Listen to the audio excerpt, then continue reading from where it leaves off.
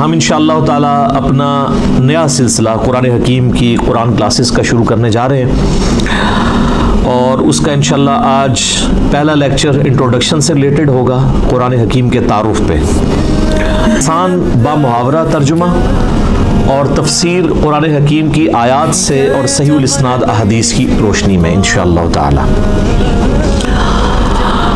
اور کوشش یہی ہے کہ اس نئے سلسلے میں ٹو دی پوائنٹ ڈسکشن کی جائے، کیونکہ آپ کو پتہ ہے کہ پچھلا جو ہمارا قرآن حکیم کا ایک پورا دورہ ریکارڈ ہوا ہے وہ 9 سالوں میں ہوا ہے، 344 لیکچرز کے اندر۔ اب اتنے ڈیٹیل لیکچر نہیں ہوں گے، البتہ کوشش یہ ہوگی کہ جتنی ضروری انفارمیشن ہے وہ ضرور ڈسکس کی جائے۔ آج کی ہماری اس سلسلے کی پہلی کلاس ہے، اور اس کلاس کے اندر ہم انشاءاللہ کوشش کریں گے کہ قرآن حکیم سے متعلق 40 بنیادی انفارمیشنز جو ہیں وہ ڈسکس کریں، جو ایک مسلمان کے علم میں ہونی چاہیے، اور ان پوائنٹس کے کانٹیکسٹ میں جتنی ضروری گفتگو ہوگی وہ میں کروں گا، ورنہ تو یہ 40 پوائنٹس کے اوپر 40 گھنٹے بھی گفتگو ہو سکتی ہے، لیکن اس گفتگو کی ضرورت نہیں ہے۔ یہ مسلمانوں کے اجماعی عقیدے ہیں، کوئی اس میں دوسری رائے نہیں ہے، اور جتنی انفارمیشن ریکوائرڈ ہے وہ انشاءاللہ میں ڈسکس کروں گا۔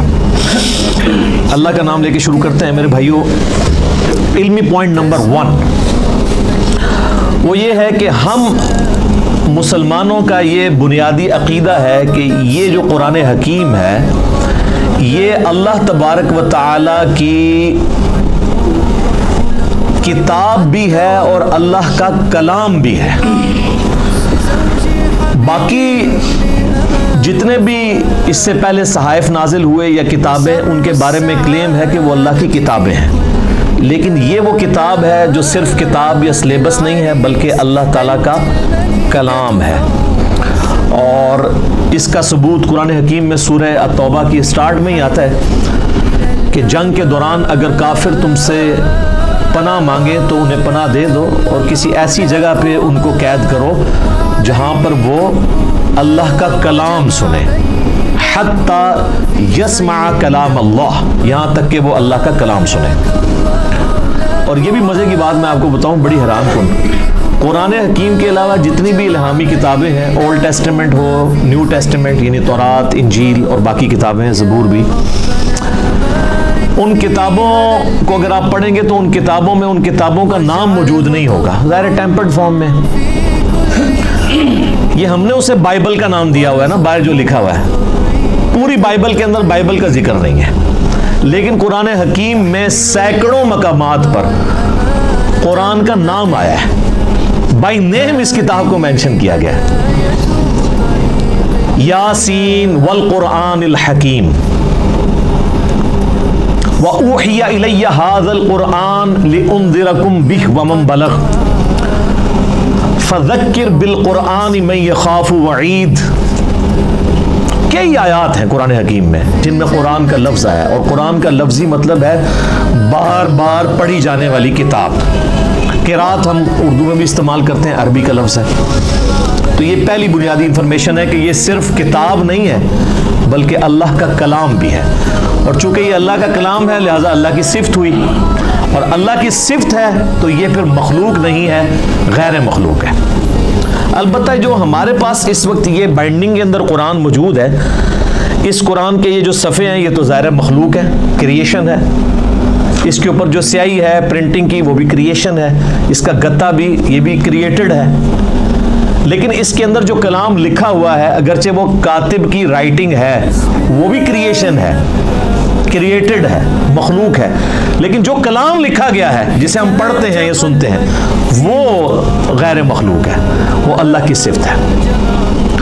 اور اسی لیے آپ دیکھیں کہ سورۃ الاعراف میں آتا ہے نا کہ حضرت موسیٰ علیہ السلام نے خواہش کا اظہار کیا تھا کہ اے اللہ میں تجھے دیکھنا چاہتا ہوں، تو اللہ نے کیا فرمایا تھا؟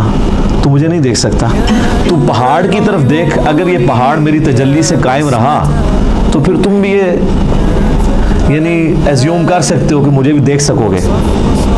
پہاڑ پہ جب اللہ کی تجلی اللہ تعالیٰ نے ڈالی جو سورۃ الاعراف میں آتا ہے، تو اس کی وجہ سے پہاڑ جو ہے وہ ریزہ ریزہ ہو گیا، اور سورۃ الاعراف میں آتا ہے کہ اس تجلی کے انڈائریکٹ مشاہدے کی وجہ سے موسیٰ علیہ السلام بھی بے ہوش ہو گئے۔ یہ علیحدہ بات ہے کہ آپ کے بزرگ کلیم کرتے ہیں کہ وہ اللہ کا دیدار کرتے ہیں، چونکہ وہ تو کہانی ہے، یہ قرآن ہے، یہ ہے سچائی۔ تو یعنی اللہ تعالیٰ کی صفات کے اثرات کیا ہیں، اور سیم اسی طرح کی چیز قرآن حکیم کے بارے میں سورۃ الحشر میں آئی ہے، لو انزلنا ھذا القرآن علی جبل، اگر ہم یہ پہاڑ پر نازل کر دیتے تو پہاڑ بھی اس قرآن کے نزول کی وجہ سے پھٹ جاتا، ریزہ ریزہ ہو جاتا۔ کیوں؟ کیونکہ قرآن اللہ کی صفت ہے، اللہ کا کلام ہے، کلام متکلم کی صفت ہوتا ہے نا، تو اس کا ایفیکٹ یہی ہونا تھا جو اللہ تعالیٰ کی ذات کا ایفیکٹ ہے کہ قرآن اگر کسی پہاڑ پر نازل ہوتا تو وہ بھی اس قرآن کے رعب کی وجہ سے ریزہ ریزہ ہو جاتا۔ سر یہ ہمارے محبوب صلی اللہ علیہ وآلہ وسلم کا مبارک سینہ ہے کہ جس پہ آلموسٹ 23 سال تک قرآن نازل ہوتا رہا ہے۔ اور اگر آپ بخاری مسلم کی احادیث اٹھا کے دیکھیں تو نبی علیہ السلام کے اوپر ایک کیفیت طاری ہو جایا کرتی تھی جب قرآن کا نزول ہوتا تھا، اور سخت سردیوں میں بھی بخاری مسلم کے الفاظ ہیں کہ آپ صلی اللہ علیہ وآلہ وسلم کے مبارک چہرے پر یعنی پسینہ بہنا شروع ہو جاتا تھا، اتنا وحی کا بوجھ ہوتا تھا۔ اور اس حالت میں صحابہ کرام آپ کو دیکھ نہیں سکتے تھے، چہرہ مبارک سرخ ہو جاتا تھا، اور جس طرح یہ خراٹے لینے کی آواز ہے نا، اس طرح بخاری مسلم میں آتا ہے اس قسم کی آواز آپ کے منہ سے نکلنا شروع ہو جاتی تھی، اور پھر صحابہ کرام جو ہیں وہ سارے سر جھکا لیتے تھے یوں، اور آپ علیہ السلام کے سر مبارک کے اوپر ایک بڑی چادر دے دی جاتی تھی، حتیٰ کہ آپ اپنی وہ اس حالت میں واپس آئیں۔ یعنی آپ صلی اللہ علیہ وآلہ وسلم پر یہ حالت طاری ہوا کرتی تھی۔ علمی پوائنٹ نمبر 2، ہم مسلمانوں کا یہ اجماعی عقیدہ ہے کہ قرآن حکیم اللہ تعالیٰ نے اپنے آخری پیغمبر سیدنا و مولانا امام اعظم محمد رسول اللہ صلی اللہ علیہ وآلہ وسلم پر نازل فرمایا ہے۔ یعنی یہ قرآن حکیم سلیبس کی فارم میں نبی علیہ السلام کے ہینڈ اوور نہیں کیا گیا، بلکہ آپ پر یہ نازل ہوا ہے، آپ کے سینہ مبارک کے اوپر، اور اس قرآن کی اتھینٹسٹی آپ صلی اللہ علیہ وآلہ وسلم کی مبارک زبان ہے، اسی لیے آپ کے کریکٹر کو منوایا گیا ہے۔ سورہ یونس کے سٹارٹ میں بھی آیت نمبر 15-16 میں آتا ہے نا کہ اے نبی علیہ السلام ان سے فرماؤ میں اتنا عرصہ تم میں رہا ہوں، کیا تم نے اس سے پہلے کوئی ایسی بات مجھ سے سنی ہے؟ یعنی میں صادق اور امین ہوں، میں نے کبھی دعویٰ نبوت نہیں کیا اس سے پہلے، نہ کوئی یعنی میری کوئی ایسی خواہش تم نے کبھی آبزرو کی ہو، تو اچانک یعنی چند دنوں کے بعد میں یہ کلیم کر رہا ہوں کہ یہ اللہ کی طرف سے مجھ پر کتاب نازل ہوئی ہے، تو یہ اس بات کا ثبوت ہے میری پریویس زندگی۔ تو یہ آپ صلی اللہ علیہ وآلہ وسلم پر نازل ہوئی۔ اب علمی پوائنٹ نمبر 3، ہم مسلمانوں کا یہ عقیدہ ہے کہ قرآن حکیم باللفظ محفوظ ہے، یہ کتاب بالمفہوم نہیں ہے کہ نبی علیہ السلام نے پڑھ کے سنائی تو صحابہ نے جو سمجھا اس کو سلیس عربی کے اندر اپنے یعنی ذہن کے مطابق لکھ دیا، نہیں، ایک ایک لفظ منوان ویسا ہی ہے جیسا کہ اللہ تعالیٰ نے نازل فرمایا، کوئی انٹرپریٹیشن نہیں ہے اس کی، بالمفہوم نہیں ہے، باللفظ ہے۔ اور یہ عقیدہ صرف قرآن کے بارے میں، یہ بعض لوگ کہتے ہیں نہیں ہم حدیث کو بھی قرآن کا درجہ دیتے ہیں، حدیث کے بارے میں اجماعی عقیدہ ہے کہ حدیث بالمفہوم ہے، چند باتیں باللفظ بھی ہیں، جیسے ہم نماز کے اندر جو کچھ پڑھتے ہیں وہ بخاری مسلم میں نبی علیہ السلام کی احادیث ملتی ہیں، آپ نے ان کو تعلیم فرمایا ہے، لیکن اوورآل آپ علیہ السلام کے حوالے سے جو چیزیں بیان کی جاتی ہیں بالمفہوم ہے، اور یہی وجہ ہے کہ آپ احادیث کی کتابیں کھولیں گے نا تو کئی احادیث کے اینڈ پہ وہ راوی کہتا ہے او کما قال علیہ السلام، یا جیسا پھر رسول اللہ نے فرمایا تھا، یعنی مجھے یہ بات پتہ چلی، مجھے یوں سمجھ آئی، یا جیسے پھر آپ نے فرمایا تھا، مفہوم یہی تھا۔ اور آپ بخاری مسلم اٹھا کے دیکھیں، آپ کو درجنوں احادیث ملیں گی کہ ایک ہی مجلس میں آپ صلی اللہ علیہ وآلہ وسلم نے کوئی بات ارشاد فرمائی ہے، کئی صحابہ نے اس بات کو رپورٹ کیا ہے، سب کے الفاظ میں تھوڑا بہت فرق ہے، اوورال مفہوم ٹھیک ہے، لیکن کسی سے کچھ سکپ ہو گیا، کسی سے کچھ۔ مثلا اب یہاں پہ تقریباً آلموسٹ 100 کے قریب لوگ بیٹھے ہوئے ہیں، میں یہاں پہ 55 منٹ کے اندر کتنی باتیں کروں گا؟ اب باہر نکل کے ان میں سے کتنے پرسنٹ لوگ ہیں جو منوان میری ایک ایک بات کو پروڈیوس کر سکتے ہیں؟ باہر جا کے نہیں کر سکتے، کچھ کو کچھ حصہ یاد ہوگا، کچھ کو کچھ، اس طریقے سے اوورال سب کو جمع کریں گے تو آلموسٹ آپ کامیاب ہو جائیں گے اس پوری مجلس کو. یہ ویڈیو ریکارڈ تو اس زمانے میں نہیں تھا, اس لیے تو ویڈیوز بنائی جاتی ہیں تاکہ کوئی چیز اسکپ نہ ہو. تو اس وقت تو لوگ کرائمنگ کے اوپر اعتبار کرتے تھے, نبی علیہ السلام سے سنتے تھے, یاد کرتے تھے, پریکٹس کرتے تھے, آگے باتیں پہنچاتے تھے. اور اس کا آپ کو بہترین نمونہ صحیح مسلم میں ملے گا. بخاری میں آپ کو ان چیزوں کا آئیڈیا نہیں ہوتا کیونکہ بخاری میں احادیث سکیٹرڈ فارم میں. مسلم شریف میں ایک مجلس کی نبی علیہ السلام کی ایک وقت کی احادیث کے جتنے طرق آئے ہیں نا مختلف چینز سے, وہ آپ کو ایک جگہ ملیں گے. مثلا مسلم کی پہلی حدیث یہی ہے مولا علی علیہ السلام سے, اور بخاری میں موجود ہے کہ نبی علیہ السلام نے فرمایا جس شخص نے میری طرف جھوٹی حدیث منسوب کی وہ اپنا مقام دوزخ میں دیکھ لے. اب یہ حدیث آپ کو سیدنا علی سے ملے گی, سیدنا عبداللہ ابن عباس سے ملے گی, سیدنا ابو ہریرہ سے, سیدنا جابر بن عبداللہ سے, سیدنا انس بن مالک سے, سیدنا مغیرہ بن شعبہ سے رضی اللہ عنہم اجمعین وعلیہم السلام اجمعین. 7-8 صحابہ سے ایک ہی حدیث ملے گی. اور امام مسلم نے اس کو ایک ترتیب سے نا اس مجلس میں یہ جو نبی علیہ السلام کا فرمان تھا ایک ایک صحابی سے وہ لے کے ہیں, تو آپ کو ان کے آپس کے الفاظ میں بھی 19-20 کا فرق نظر آئے گا لیکن مفہوم ایک ہی ہوگا. اسی لیے مسلم شریف کی ترتیب کو کہا جاتا ہے کہ حدیث کی کتابوں میں سب سے بیسٹ جو ترتیب ہے وہ صحیح مسلم کی ہے, کیونکہ آپ کو یہ اندازہ ہو جاتا ہے کہ ایک مجلس میں کوئی چیز سکپ نہیں ہوئی. ایک حدیث کو کئی راوی اور کئی صحابہ کے شاگرد آگے تابعین بیان کر رہے ہوتے ہیں, سارے الفاظ آپ کو ایک جگہ مل جاتے ہیں. لیکن اللہ کا شکر ہے کہ یہ جو پرابلم ہے یہ قرآن حکیم کے کیس میں نہیں ہے. قرآن یہ 2 گتوں کے درمیان پوری دنیا کے اندر ایک ہی قرآن ہے اللہ کے فضل سے. سنی ہو, شیعہ ہو, ان کے آف شوٹس ہوں, حنفی, شافعی, مالکی, حنبلی, بریلوی, دیوبندی, اہل حدیث, اثنا عشری میں شیعہ کے اندر اثنا عشری ہوں, زیدیہ ہوں, سب کے سب, ایون آغا خانی ہوں, ان کے پاس بھی یہی قرآن ہے. تو اس حوالے سے قرآن حکیم کو یہ یعنی اعزاز حاصل ہے, بلکہ اس امت کا اعزاز ہے کہ ان کے پاس وہ کتاب ہے جو بالکل اسی طریقے سے محفوظ ہے. اور آج تو بڑا آسان طریقہ ہے, ہمارے پاس وہ نسخے موجود ہیں جو سیدنا عثمان نے لکھوائے تھے اس زمانے میں, منوان وہ نسخے موجود ہیں. اور آج بڑا آسان طریقہ ہے, کاربن ڈیٹنگ اسے کہتے ہیں, جس سے آپ کسی بھی چیز کی لائف فائنڈ کر سکتے ہیں یہ کتنی پرانی ہے.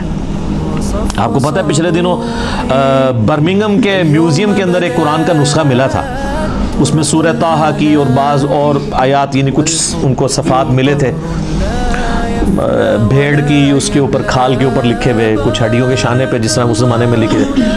تو اس کی کاربن ڈیٹنگ انہوں نے کروائی ہے, اور وہ بی بی سی کی رپورٹ ہے, کسی مسلمان نے نہیں بنائی ہے, غیر مسلم ہے. اس میوزیم کا انچارج جو ہے وہ غیر مسلم ہے, اور ان کی ویڈیو چڑھی, آپ یوٹیوب پہ جا کے لکھیں اولڈسٹ ورژن آف قرآن, وہ تو ورژن کہتے ہیں, ورژن تو ہے ہی نہیں, قرآن تو ایک ہی ہے, تو وہ آپ کو مل جائے گا. اس کی کاربن ڈیٹنگ کرائی ہے, وہ سیدنا عثمان کے زمانے کا قرآن ہے, اور کوئی فرق نہیں ہے الحمدللہ. اور اللہ نے ایسی حفاظت لی ہے. قرآن حکیم کا ایک نسخہ جو حضرت عثمان تلاوت کر رہے تھے, اور اس نسخے کے اوپر ان کے خون کے قطرے گرے تھے جب ان کو شہید کیا گیا, اور وہ بھی کمال آیات ہیں سورہ البقرہ کی, فَسَيَكْفِيكَهُمُ اللَّهُ, ان کے مقابلے پر اللہ تجھے کافی ہے. ان آیات کے اوپر سیدنا عثمان کا خون گرا تھا. وہ آج بھی خون کا دھبا اور وہ نسخہ محفوظ ہے. ٹاپ کاپی میوزیم ٹرکی کے اندر ایک اسی طرح کا نسخہ جو عثمان نے لکھوایا تھا وہ رشیا کے میوزیم میں ہے. تو سیم وہی قرآن ہے جو ہمارے پاس ہے, جو تاج کمپنی چھاپ رہی ہے, یا ضیاء القرآن پبلیکیشن والے چھاپ رہے ہیں, یا انٹرنیشنل لیول کے اوپر وہ جو کاتب ہے عثمان طٰہٰ دمشق کا, بلکہ علماء سے معذرت کے ساتھ یہ لفظ دمشق ہے, یہ یعنی بلو بائنڈنگ میں چھپتا ہے سعودیہ سے, اور یہی ریڈ بائنڈنگ میں ایران سے چھپتا ہے. بالکل اندر ایک طرح کا قرآن ہے, اور ہر صفحے پہ آیت ختم ہو رہی ہے. کاتب نے اتنے مہارت سے اس کو لکھا ہے کہ ہر صفحے کے اینڈ آیت کے اوپر ہوتا ہے. یہ وہی قرآن ہے. کاربن ڈیٹنگ سے بھی آپ چیک کر سکتے ہیں کہ باللفظ قرآن حکیم محفوظ ہے, اور پھر اللہ نے اس کو ذریعہ محفوظ کا ہونے کا جو ہے وہ حفاظ کو بنایا ہے. آپ نے کبھی قرآن حکیم کے اینڈ پہ دیکھا ہے اس کی تصدیق کون کرتا ہے؟ 3-4 حفاظ کا لکھا ہوتا ہے ہم نے اس قرآن کو لفظ بلفظ پڑھا ہے, اس میں کوئی غلطی نہیں ہے. تو حافظ کہاں سے پڑھ رہے ہوتے ہیں؟ اپنے یتاج سے. قرآن اللہ تعالیٰ نے عملی تواتر سے حفاظ کے ذریعے محفوظ کیا ہے. اس وقت دنیا میں لاکھوں میں نہیں ملینز میں لوگ موجود ہیں جن کو یہ کتاب ازبر ہے. کتنا بڑا معجزہ ہے. آپ انڈونیشیا کا مسلمان اٹھائیں, افریقہ کا مسلمان اٹھائیں, رشیا کا مسلمان اٹھائیں, سب کانٹیننٹ کا مسلمان اٹھائیں, کہیں سے شروع کریں, آدھی آیت پڑھیں, اس سے اگلی وہ دوسرا پڑھے گا, ہو ہی نہیں سکتا کوئی اختلاف آ جائے. اور اتنا یہ محکم سسٹم ہے کہ غلطی کر ہی نہیں سکتا. امام کعبہ بھی اگر اپنی تلاوت میں بھولتا ہے نا تو پیچھے سینکڑوں لوگ لقمہ دے دیتے ہیں. اور سر یہ بھی دیکھیں قرآن کا, اس وقت کسی کا احترام نہیں ہوتا کہ آگے کون کھڑا ہوا ہے. قرآن میں اگر کوئی ذرا سی بھی ڈنڈی بات نماز کے اندر لقمہ مل جاتا ہے. یہ قرآن کی اتنی بڑی حفاظت ہے. تو صرف یہ لکھے ہوئے کے اوپر اعتماد نہیں ہے, لکھنا تو ظاہر امپورٹنٹ ہے کیونکہ الذی علم بالقلم, اللہ نے قلم کے ذریعے قرآن سکھایا ہے, علم سکھایا ہے, اور وہ قرآن بھی نبی علیہ السلام نے اس طریقے سے ٹرانسفر. لیکن یہ زبانی بھی مسلمانوں نے اسے یاد کیا اور ریٹن فارم میں یہ نسخے موجود ہیں.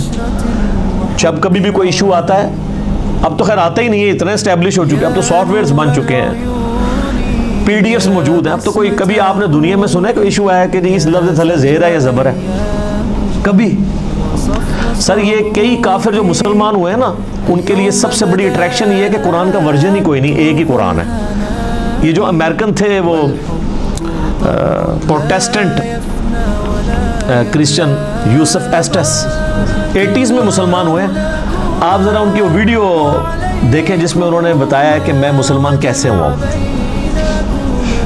اس میں انہوں نے بتایا کہ جب مجھے پہلی دفعہ پتہ چلا کہ قرآن کا ورژن ہی کوئی نہیں ہے, کیونکہ ان کی تو سب سے بڑی مصیبت ہی ہے کہ بائبل کے کتنے ورژن ہیں, اور قرآن ایک ہی ہے پوری دنیا کے اندر. اس نے کہا میں کیسے مان لوں کہ یار اتنی پرانی کتاب ہے, پرنٹنگ میں کئی بار کوئی لفظ ٹوٹ جاتے ہیں, لیکن ان کو پتہ نہیں کہ پرنٹنگ نے نہیں سے محفوظ کیا, مسلمانوں کے سینے نے محفوظ کیا, سینوں نے.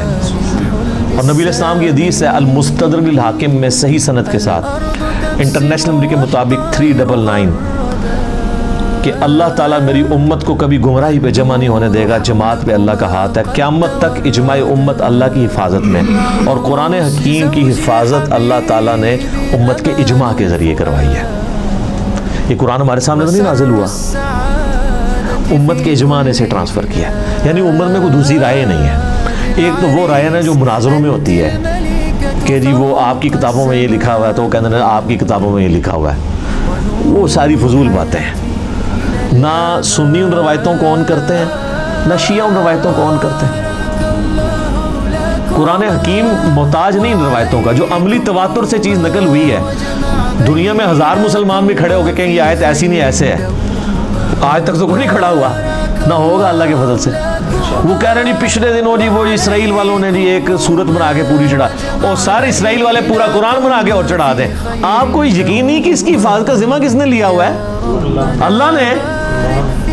صحابہ کرام کو تو شاید یہ آیت نہ سمجھ آئی ہو اس وقت, ایمان بالغیب ہی ہو, انا نحن نزلنا الذکر وانا لہ لحافظون, سورۃ الحجر آیت نمبر 9. بے شک اس القرآن کو, الذکر کو, اللہ کی یاد دلانے والی کتاب کو ہم نے نازل کیا, ہم اس کی حفاظت کرنے والے ہیں. ان کے لیے تو یہ تھیوری تھی نا, لیکن ہمارے لیے تو پریکٹیکل ہے. ہم تو 1500 سال تاریخ میں دیکھ سکتے ہیں کہ کوئی ٹیمپر نہیں ہوا. کتنا برے وقت مسلمانوں پہ آئے ہیں. ایک وہ وقت بھی آیا کہ ہلاکو خان نے بغداد کی ساری لائبریریز جو ہیں وہ دریائے دجلہ میں بہا دی تھی, تو قرآن کو تو کوئی فرق نہیں پڑا. اور وہ جو برمنگم کا نسخہ ہے نا ان کے پاس جو نکلا ہے, وہ انگریزوں کے دور حکومت میں ان کے پاس وہ نسخہ ہاتھ لگا تھا, پھر وہ انہوں نے انگلینڈ میوزیم میں شفٹ کر دیا تھا. کیونکہ انگریزوں کی حکومت پھر سلطنت عثمانیہ ٹوٹنے کے بعد عراق کے اوپر بھی رہی ہے. اس دوران انہوں نے پرانی کسی لائبریری سے اسے شفٹ کیا تھا, جو ہلاکو خان کی تباہی کی وجہ سے بچ گئے ہوئے تھے نسخے. تو قرآن حکیم کو اللہ تعالیٰ نے اس طریقے سے محفوظ کیا. علمی پوائنٹ نمبر 4 وہ یہ ہے میرے بھائیوں کہ قرآن حکیم اپنی اصلی فارم میں لوح محفوظ کے اندر ہے.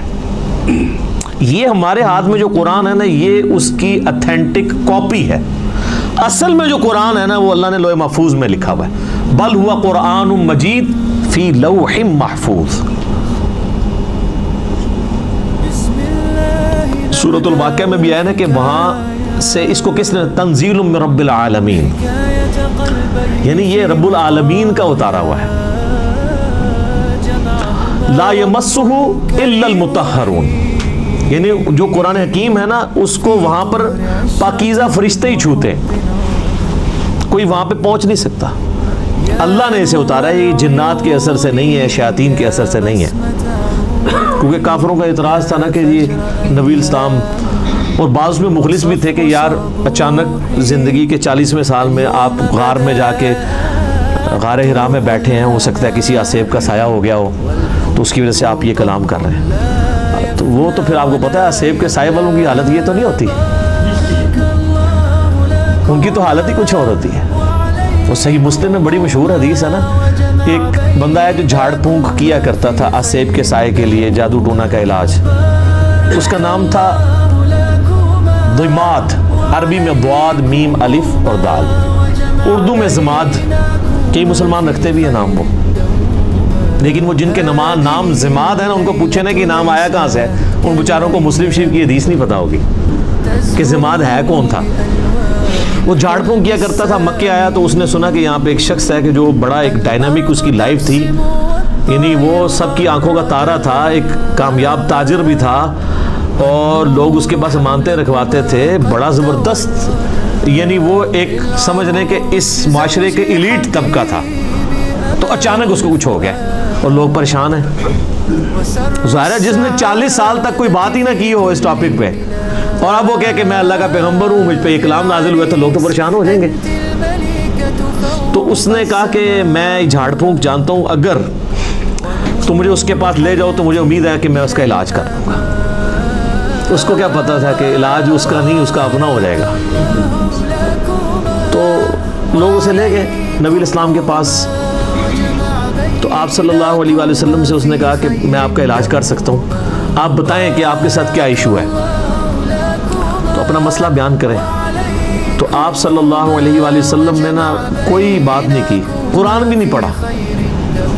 آپ جو تقریر سے پہلے خطبہ دیتے تھے نا، آپ نے بس وہ پڑھا، ان الحمد للہ نحمده ونستعینه ونستغفره ونعوذ باللہ من شرور انفسنا ومن سیئات اعمالنا من يهده الله فلا مضل له ومن يضلل فلا هادي له واشهد ان لا اله الا الله وحده لا شريك له واشهد ان محمدا عبده ورسوله. اب یہ کاش آپ کو عربی آتی ہوتی تو آپ کو پتا ہوتا کہ آپ نے کیا پڑھا ہے صلی اللہ علیہ وآلہ وسلم. تو اس نے جب سنا تو وہ ہل گیا. اس نے کہا جی ایک بار ذرا پھر سنائے. دوسری بار، تیسری بار اس نے کہا جی میں گواہی دیتا ہوں کہ آپ اللہ کے پیغمبر ہیں، اپنا ہاتھ بڑھائیں اور مجھے مسلمان کریں. تو حالانکہ جو بندہ ایکسپرٹ تھا جادوگری کا، اس نے بھی کلام سن کے، قرآن نہیں صرف آپ علیہ السلام کا عام کلام سن کے، انہوں نے کہا نہیں، جنات جن لوگوں کے اوپر اثر ہوتا ہے ان کا اس طرح کا کریکٹر نہیں ہوتا، وہ اس طرح کی باتیں نہیں کرتے، ان کی باتیں تو آل فال ہوتی ہیں، اتنی پریسائز باتیں نہیں ہوتی ہیں. پھر نبی علیہ السلام کی مبارک ذات کا ایک روب بھی تھا. جو بندہ جادو کا ان ساری چیزوں کا ایکسپرٹ تھا اس نے ڈکلیئر کر دیا کہ جادوگر نہیں ہے. اور جو جہلات ہے جن کو جادو کا، آسیب کا الف بے بھی نہیں پتا تھا، وہ لوگ نبی علیہ السلام کو اس کے بعد بھی جادوگر کہتے رہے، نعوذ باللہ. ان کی قسمت میں ہدایت نہیں تھی نا. ہونا تو چاہیے تھا کہ جب ایکسپرٹ نے مان لیا کہ نہیں ہے تو تم لوگوں کو تو پتہ ہی نہیں ہے فیلڈ ہے کہ نہیں، تم خواہ خواہ کہتے ہو. جیسے معذرت کے ساتھ آج کی دنیا میں آپ کو مثال دوں، میرے بارے میں علماء کہتے ہیں جاہل ہے، اس کو تو عربی بھی نہیں آتی، اس کو تو پڑھنا ہی کچھ نہیں آتا، وہ قرآن دیکھ کے بھی غلط پڑھتا ہے، وہ پڑھ ہی نہیں سکتا. ٹھیک ہے آپ کہتے رہے، تو جو سن رہے ہیں ان کو نہیں پتا کیا ہو رہا ہے.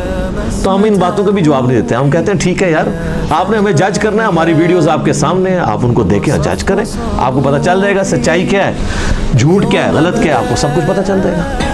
تو یہ میرے بھائیوں، یعنی یہ جو آواز حق کے لیے بلند ہوتی ہے اس کے ساتھ ہمیشہ اس طریقے سے یعنی لوگ مسچیف کرنے کی کوشش کرتے ہیں، لوگ یعنی غلط طریقے سے حق کی آواز کو دبانے کی کوشش کرتے ہیں، لیکن اللہ تعالیٰ جو آواز اٹھانی ہوتی ہے وہ اللہ تعالیٰ اٹھا دیتا ہے. ٹھیک ہے، یعنی اب یہ بھی پوائنٹ ایک اتنا بڑا پوائنٹ ہے کہ یعنی اس کے اوپر ڈسکشن ہو سکتی ہے کہ قرآن حکیم اللہ تعالیٰ نے لوح محفوظ میں رکھا ہوا ہے اور اپنے اصلی حالت میں.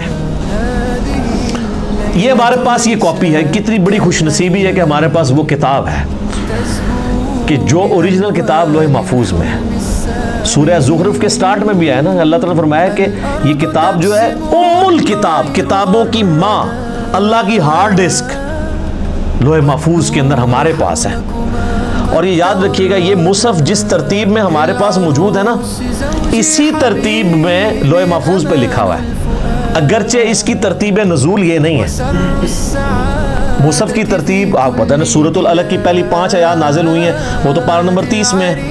سورہ بقرہ جو ہے وہ اس وقت نازل ہوئی ہے جب 2/3 قرآن نازل ہو چکا ہوا تھا. مکی قرآن وہ شروع میں ہے, لیکن اللہ کے پاس لوح محفوظ میں اسی ترتیب میں وہ اللہ تعالیٰ نے اس کتاب کو سرکمسٹانسز کے اوپر نازل کیا ہے. اور یہ اس قرآن کی سب سے بڑی خوبی ہے جو کسی اور الہامی کتاب میں نہیں ہے, کہ جو سرکمسٹانسز کے اوپر نازل ہوئی ہے اور مسلسل 23 سال تک. علمی پوائنٹ نمبر 5 میرے بھائیو, قرآن حکیم ہمارے محبوب صلی اللہ علیہ وآلہ وسلم کا واحد معجزہ ہے جس کی بنیاد پہ ہم نبی علیہ السلام کے لیے نبوت کلیم کرتے ہیں. ویسے تو آپ کے ٹینجیبل فارم میں فزیکل فینومینا آف نیچر کو توڑنے والے, قانون قدرت کو توڑنے والے کتنے حصی معجزات بخاری مسلم میں رپورٹ ہوئے ہیں. میں نے 4 لیکچرز ریکارڈ کرائے ہیں اس کے اوپر, مسئلہ 131 A B C D. لیکن دعوی نبوت جس معجزے کے اوپر ہے وہ یہ کتاب ہے. کیوں؟ آپ علیہ السلام کی نبوت قیامت تک کے لیے تھی. آپ کا معجزہ بھی ایسا ہونا چاہیے تھا جو قیامت تک کے لیے آپ دکھا سکیں. آج حضرت عیسیٰ علیہ السلام کا معجزہ, مردوں کو زندہ کرنے والا کوئی عیسائی ہمیں دکھا سکتا ہے؟ ہم بھی مانتے ہیں عیسیٰ علیہ السلام کو, ہم بھی نہیں دکھا سکتے. کوئی ویڈیو, کوئی یہودی حضرت موسیٰ علیہ السلام کے عصا کو دوبارہ آج اژدہا بنا کے دکھا سکتا ہے؟ ہم بھی نہیں دکھا سکتے.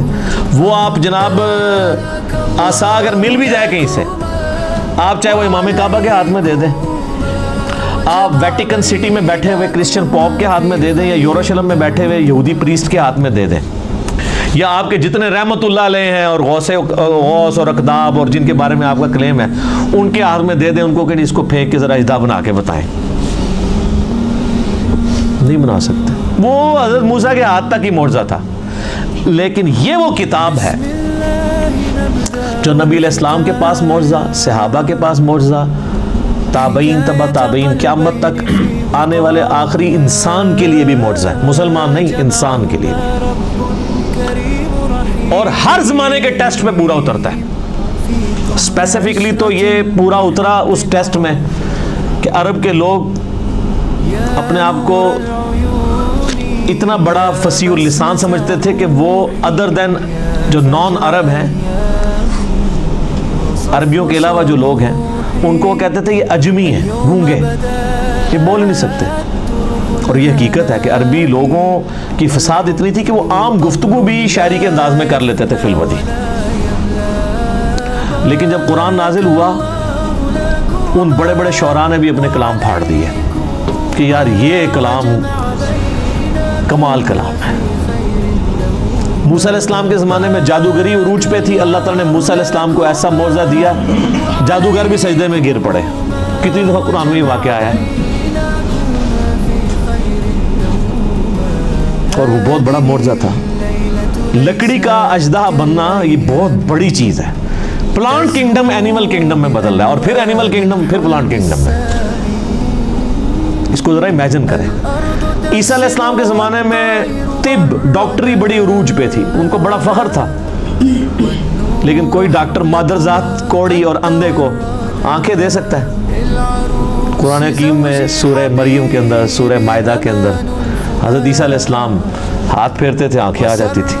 سارے ڈاکٹر فیل ہو گئے. انہوں نے کہا یہ ڈاکٹری سے آج نہیں پاسبل. ڈاکٹری سے آنکھ کسی بندے کی آپ لگاتے ہیں دوسرے کو, اور آنکھ ہو ہی نہ, اور اس میں مٹی رکھ کے اور ایک پرندے کی مورت بنا کے مٹی کی پھونک مارتے تھے, اللہ کے اذن سے وہ پرندہ بن جاتی تھی.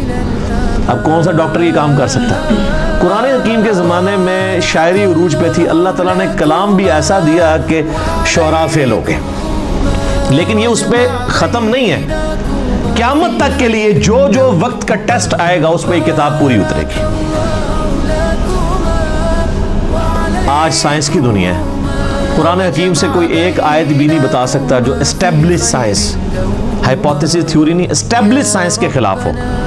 اس کے برخلاف ہم آپ کو کئی باتیں بتا سکتے ہیں جو قرآن حکیم ایسی کرتا ہے جو پرانی سائنس ان باتوں کی تصدیق نہیں کرتی تھی, لیکن آج کی سائنس ان باتوں کی تصدیق کرتی ہے. جس میں سب سے بڑی بات, ہم نے اپنے بچپن میں یہ چیزیں پڑھی ہوئی ہیں کہ جی زمین جو ہے وہ ساکن ہے اور سورج اس کے گرد چکر لگاتا ہے. شروع میں بچوں کو سمجھانے کے لیے پڑھا دیتے تھے نا, بعد میں پھر وہ چیزیں, لیکن یہ سٹارٹ بھی ہوئی تھی تھیوری سائنس میں. قرآن بہت پہلے سے کہہ رہا ہے کلٌ فی فلک یسبحون, تمام اجرام فلکی جو ہیں وہ تیر رہے ہیں آسمان میں. اور تیرنا بیک وقت تیرنے میں ایک چیز فلوٹ بھی کرتی ہے اور اپنے محور کے گرد بھی گھومتی ہے. جو بھی آپ کوئی بھی گول چیز اگر سمندر میں پھینک دیں نا وہ فلوٹ کرنے کے دوران اپنے محور کے گرد گھومے گی بھی ان ویوز کی وجہ سے. اللہ نے لفظ بھی ایسا استعمال کیا ہے کہ نہ صرف وہ کسی اور چیز کے گرد ریوالو کر رہی ہیں بلکہ اپنے ایکسس کے گرد, اپنے محور کے گرد بھی وہ چیزیں گھوم رہی ہیں. تو قرآن حکیم تو اس چیز کو پہلے ہی ایڈریس کر چکا ہے. اس حوالے سے آپ ایک میرا کلپ بھی ہے Quran and modern verses modern science, وہ آپ دیکھ لیں. ڈاکٹر ذاکر نائک کا بھی ایک ویڈیو ہے پرانی, پھر انہوں نے دوبارہ سے ریکارڈ کرائی تھی, وہ بھی آپ دیکھ لیں. ڈاکٹر مورس بوکائل ایک فرینچ سرجن تھے جو مسلمان ہوئے, تو انہوں نے کتاب وہ لکھی Bible Quran and science, Urdu میں ترجمہ ہوا, لیکن وہ ترجمہ بھی اردو والا بھی اتنا مشکل ہے کہ عام بندوں کو سمجھ نہیں آتا. بہتر یہ کہ آپ اسے انگلش میں ہی پڑھیں. تو انہوں نے یہ ثابت کیا ہے کہ اس ماڈرن دور میں جتنی بھی الہامی کتابیں ہیں وہ سائنس کے ٹیسٹ کو پاس نہیں کرتی سوائے اس کتاب کے. ان میں سائنٹیفک فالٹ موجود ہے. وہ فالٹ اس لیے نہیں ہے کہ ان کتابوں میں کوئی اللہ تعالیٰ کو کوئی غلطی لگی ہے, وہ اس لیے کہ وہ کتابیں ٹیمپرڈ فارم میں تعریف شدہ ہیں. یہ کتاب محفوظ ہے, وہ بھی اگر محفوظ ہوتی تو اس میں کوئی اینٹی سائنس سٹیٹمنٹس نہ آتی. علمی پوائنٹ نمبر 6, اور وہ ہے میرے بھائیوں قرآن حکیم کی پیش گوئی اگلی کتابوں میں بھی موجود ہے, اس سے پہلے جو گزر چکی. اگلی سے مراد ہوتا ہے جو آگے گزر چکی. ہم ویسے اگلی سے مراد کرتے ہیں جو آگے آنے والے ہیں, لیکن اردو تھوڑی سیکھیں. اگلے سے مراد ہوتا ہے جو پہلے لوگ گزر چکے ہیں. ہم پچھلے ہیں جو پیچھے پیچھے ان کے آ رہے ہیں, کیونکہ لوگ اپنی منزل کی طرف جا رہے ہیں نا. صحابہ کرام ہمارے اگلے ہیں, ہم ان کے پچھلے ہیں. تو جن کو اردو نہیں آتی وہ بیچارے الٹ سمجھ رہے ہوتے ہیں. تو اگلی کتابیں ہیں تورات, زبور, انجیل, اولڈ ٹیسٹمنٹ, نیو ٹیسٹمنٹ کی فارم میں جو اویلیبل ہیں, ان کتابوں میں اس کی پیش گوئیاں موجود ہیں الکتاب کی فارم میں کہ الکتاب اس طرح آخری پیغمبر کے اوپر نازل ہوگی. نبی علیہ السلام کی پریڈکشنز موجود ہیں. سورۃ الاعراف میں آتا ہے, اللہ تعالیٰ فرماتا ہے کہ ان کے اندر وہ پیغمبر آئے ہیں جن کی یہ پیش گوئیاں تورات اور انجیل کے اندر لکھی بھی پاتے ہیں. سورۃ الانعام کے اندر آیا کہ یہ پروفٹ وہ ہیں کہ یہ اپنے بیٹوں سے زیادہ ان کو پہچانتے ہیں کہ یہ وہی پیغمبر ہیں جن کی پریڈکشنز تورات اور انجیل کے اندر موجود ہیں. اپنے بیٹے کے بارے میں تو شک نہیں ہوتا نا کسی کو, کہ بچپن سے ظاہر ہے اس کے سامنے پیدا ہوتا ہے, باپ جانتا ہوتا ہے. اس سے زیادہ نبی علیہ السلام کو یہ جانتے ہیں کہ وہی پیغمبر ہے, لیکن نہیں مانا انہوں نے. نہیں ماننا ہوگا تو آپ جتنے مرضی دلائل رکھیں. ایون آج ٹیمپرڈ فارم میں جو تورات اور انجیل موجود ہے نا, اس میں بھی آپ کو نبی علیہ السلام کی پروفیسیز مل جائیں گی. اس کے اوپر بھی کئی ایک ویڈیوز نیٹ کے اوپر رکھی ہوئی ہیں. Similarities between Christianity and Islam, similarities between Hinduism and Islam. Doctor Zakir Naik کی ویڈیوز ہیں, انہوں نے کتنی چیزیں پروف کی ہیں, موجود ہیں. جس سے, اور یہ بیسیکلی انہوں نے زیادہ تر محنت تو کی تھی احمد دیدار صاحب نے رحمہ اللہ تعالی, انہی سے کاپی کیا ہے انہوں نے, خصوصاً کرسچینٹی کے پوائنٹ آف ویو سے. باقی جہاں تک ہندوازم اور باقی چیزوں کا تعلق ہے وہ ڈاکٹر ذاکر نائک کو کریڈٹ جاتا ہے کہ یہ انہوں نے ویلیو ایڈیشن کی ہے احمد دیدار صاحب کے کام کے اندر, کوئی شک نہیں اس کے اندر. تو آپ پروفیسیز دیکھیں.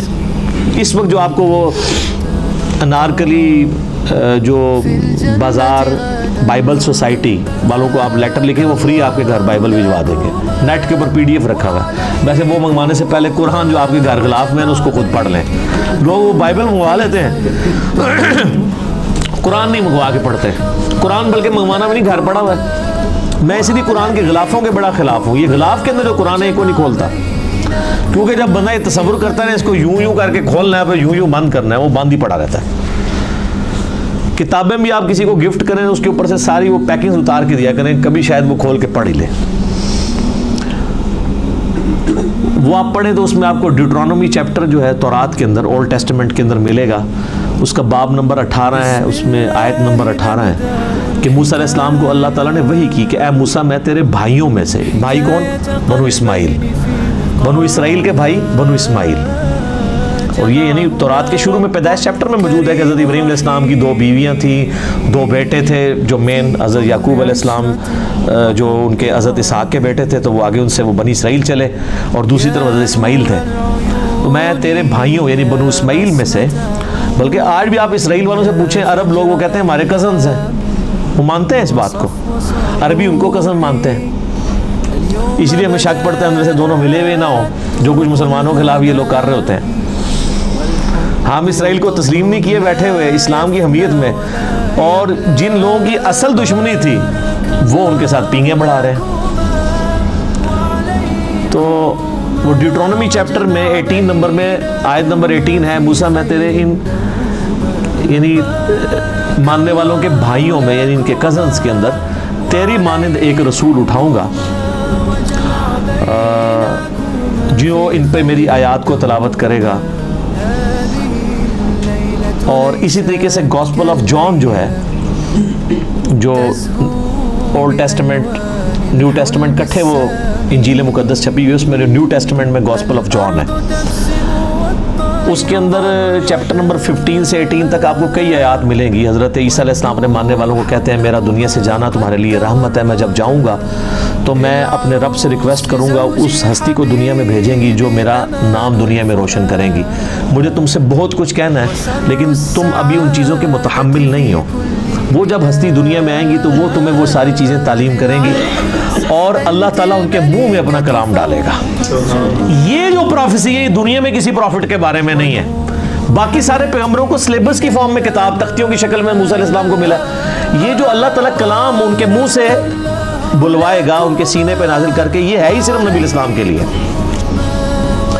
اچھا، وہ اب اس کے اوپر بھی ٹیکنیکل بحث ہے، عیسائی کیا اعتراض کرتے ہیں، وہ علیحدہ سے ٹاپک ہے، میں اس کو سکپ کرتا ہوں۔ بہرحال وہ جو ڈیوٹرانومی جس اولڈ ٹیسٹمنٹ والا حوالہ اس کو کرسچن اور جوز دونوں مانتے ہیں، نیو ٹیسٹمنٹ کو صرف کرسچنز مانتے ہیں۔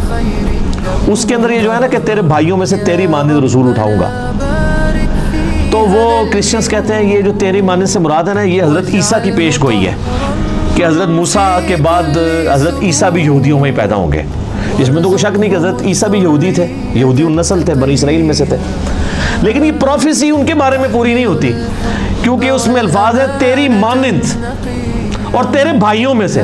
بھائی تو بنو اسرائیل نہیں، بنو اسماعیل ہیں، ورنہ تو ہوتا کہ تم ہی میں سے اٹھاؤں گا، بھائی کہنے کی ضرورت ہی نہیں تھی، تیری اولاد میں سے اٹھاؤں گا، نہیں۔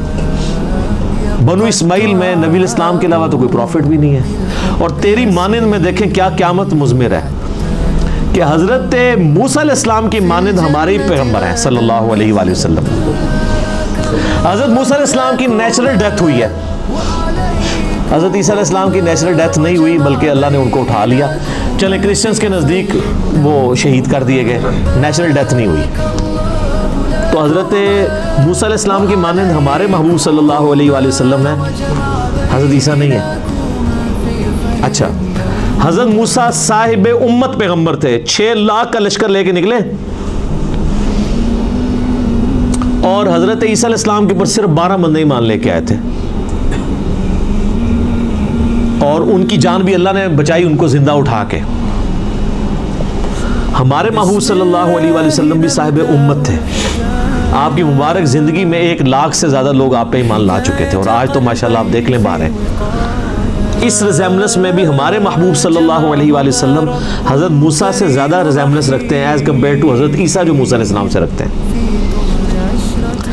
حضرت موسیٰ علیہ السلام کی پیدائش نارمل طریقے پہ ماں باپ کے ذریعے ہوئی ہے، اور ہمارے نبی علیہ السلام کی پیدائش بھی نارمل طریقے سے ماں باپ کے ذریعے ہوئی ہے، لیکن حضرت عیسیٰ علیہ السلام کی پیدائش نارمل نہیں ہے، معجزانہ طور پہ اللہ تعالیٰ نے ان کو پیدا کیا۔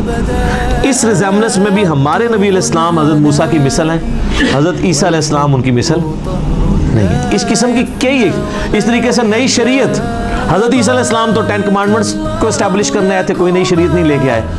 موسیٰ علیہ السلام کی شریعت کو آگے لے کے چلیں، ہمارے نبی علیہ السلام نئی شریعت لے کے آئے جس طرح کہ موسیٰ علیہ السلام کی شریعت نہیں تھی۔ اس اعتبار سے بھی ہمارے محبوب صلی اللہ علیہ وآلہ وسلم اور حضرت موسیٰ علیہ السلام کے اندر ریزیمبلنس پائی جاتی ہے جو حضرت عیسیٰ اور موسیٰ میں نہیں پائی جاتی۔ لہٰذا یہ جو پروفیسی ہے ڈیوٹرانومی کی چیپٹر نمبر 18 ورس نمبر 18 کتاب الاستثناء چیپٹر، یہ منوان ہمارے محبوب صلی اللہ علیہ وآلہ وسلم کے بارے میں پوری ہوتی ہے اور کسی شخص کے بارے میں نہیں۔ علمی پوائنٹ نمبر 7، قرآن حکیم کی زبان عربی ہے جو آج تک اسی طریقے سے زندہ ہے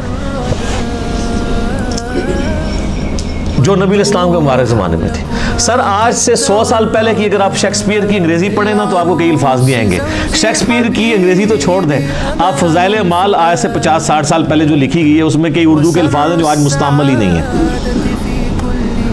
ہر 50-60 سال کے بعد کتاب تبدیل ہو جاتی ہے، اس حوالے سے سمجھنے کے اعتبار سے کہ اس کی جو لینگویج ہے نا وہ چینج ہو جاتی ہے، ایوالو ہو رہی ہوتی ہے۔ لیکن عربی ایسی ایوالو ہوئی ہے کہ قرآن حکیم کی برکت سے اللہ نے اسے چینج نہیں ہونے دیا، آج بھی وہی عربی بولی جا رہی ہے حجاز کے اندر اور اس پورے ایریے کے اندر۔ عربی زبان کو فریز کر دیا ہے قرآن حکیم نے۔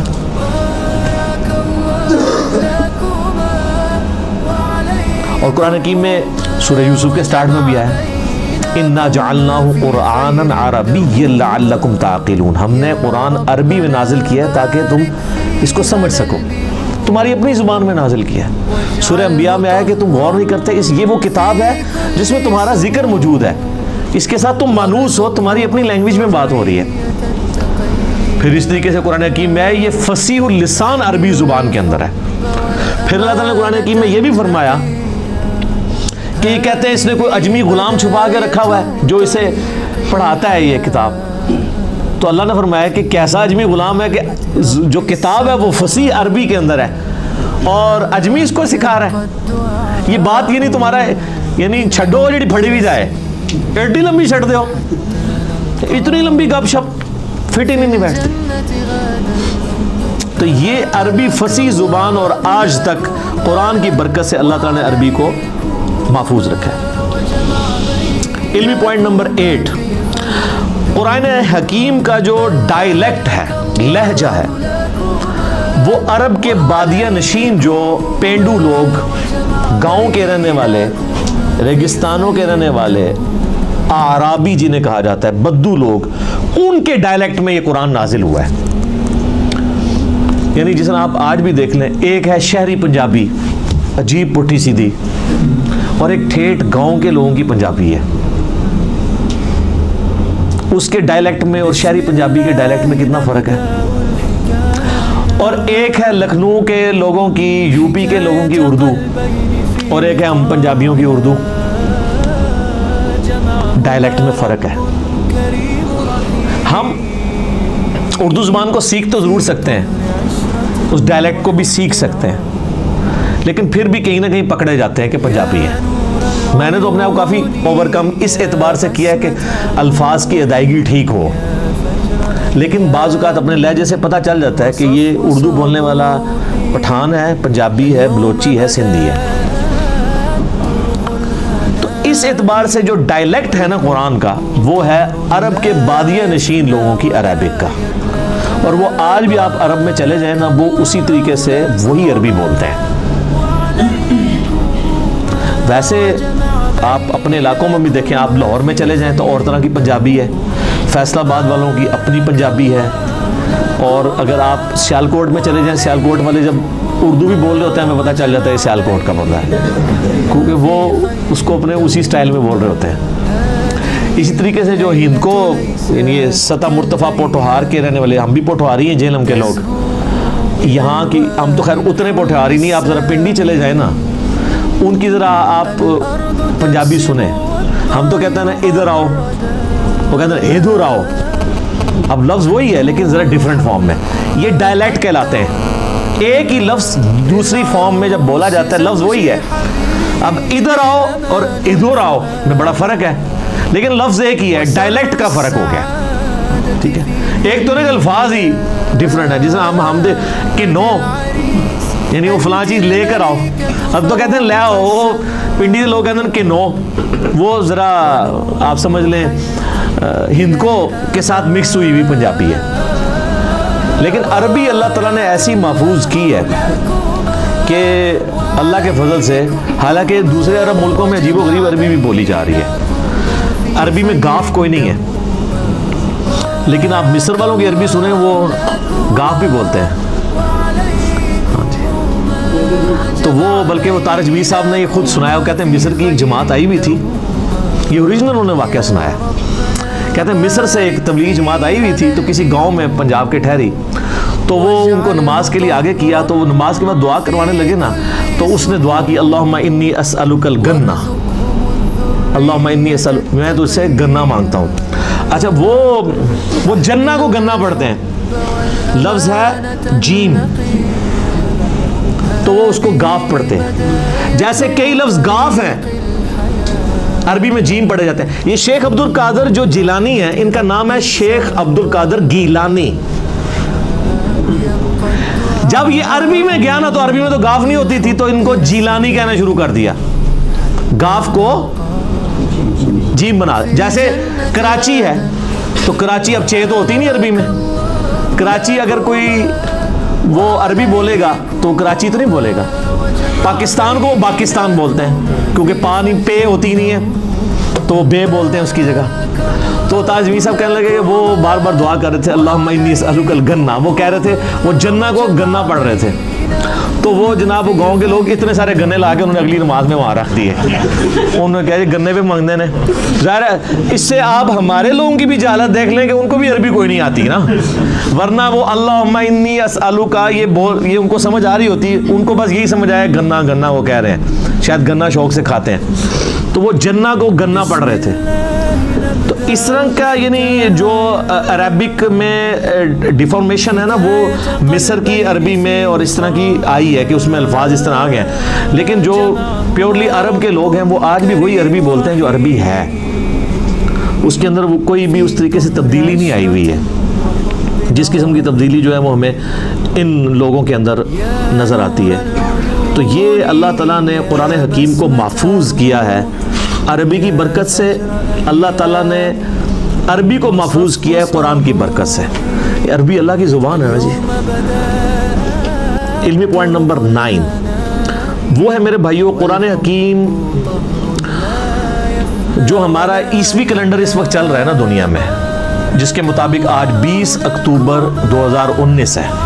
اس کیلنڈر کے مطابق 610 عیسوی 610 AD اینو ڈومینی، یہ آفٹر ڈیتھ آف عیسیٰ نہیں ہے، یہ اینو ڈومینی ہے، ایئر آف دا لارڈ.